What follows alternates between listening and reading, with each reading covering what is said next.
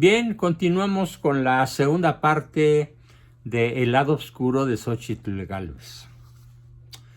Le hicieron ver a la titular del CDI que era absurdo decir que destinarían recursos del entonces llamado Enciclomedia, que debía utilizar computadoras para su funcionamiento a zonas indígenas, cuando en las mismas ni siquiera había luz eléctrica.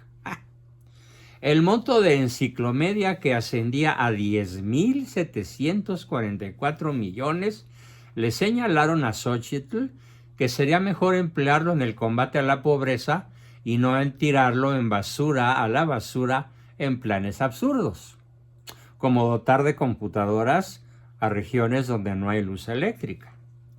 Xóchitl se defendió con argumentos tan banales como señalar que sí había avances en zonas indígenas como la selva Huichol o la Lacandona, las cuales, dijo muy oronda, ya se han electrificado en su totalidad, cosa que resultó una flagrante mentira. Y les echaba la culpa de que los avances no fueran los adecuados en las diversas zonas indígenas del país a los alcaldes corruptos. Decía, también hay que pedirles cuentas, meter al bote a los alcaldes corruptos.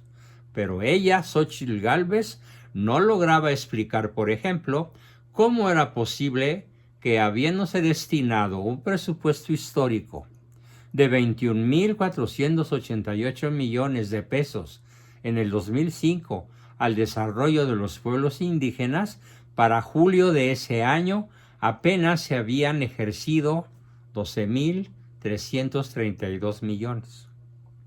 La pregunta que Xóchitl no pudo responderles a los legisladores era ¿dónde estaban los 10,000 millones restantes?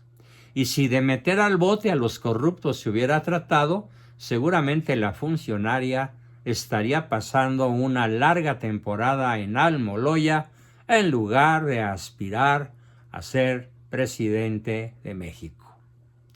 Como tampoco pudo explicar bien otro asunto que tenía enfrentadas a muchas comunidades en el país, en estados como Chiapas, donde el desplazamiento de varias etnias, sobre todo por motivos religiosos, era un auténtico caos social. El entonces diputado Marcelo Tecolapa la cuestionó cómo se habían utilizado los 30,4 millones de pesos destinados para el Fondo de Tierras de Desplazados en Chiapas. No lo pudo explicar. La criticó también que, siendo el 2005 la antesala del proceso electoral presidencial de 2006, la política del gobierno se estaba centrando en atender de manera prioritaria a 50 municipios marginados para utilizarlos en un claro oportunismo político como supuesto ejemplo de eficiencia. Le echaron en cara que la dependencia a su cargo ya había entregado 30 millones al gobierno de Chiapas para la adquisición de tierras, situación que hasta la fecha sigue en el aire, pues en su momento Pablo Salazar, que terminó preso, nunca confirmó tal información, como tampoco su sucesor, Juan Sabines.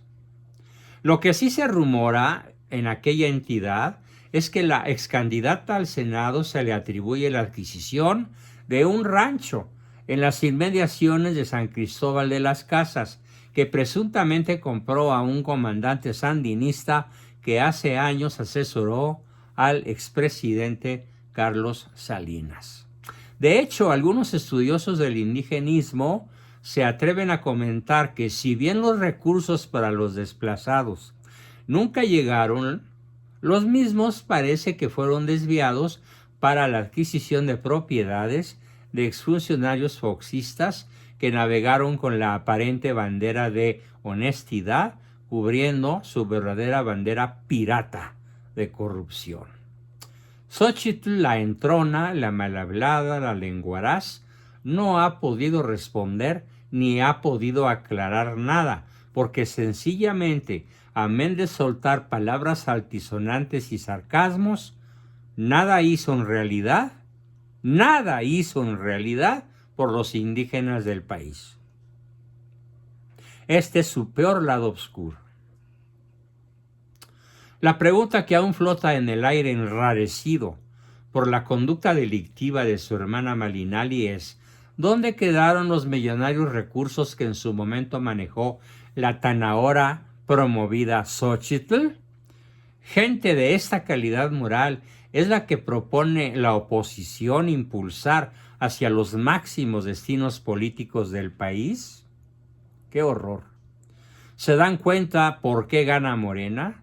Por semejante calidad en la oposición, pero eso es aparente, porque en realidad Xóchitl Gálvez es la sucesora ideológica de Malo, y con el tiempo lo van a ver y a entender.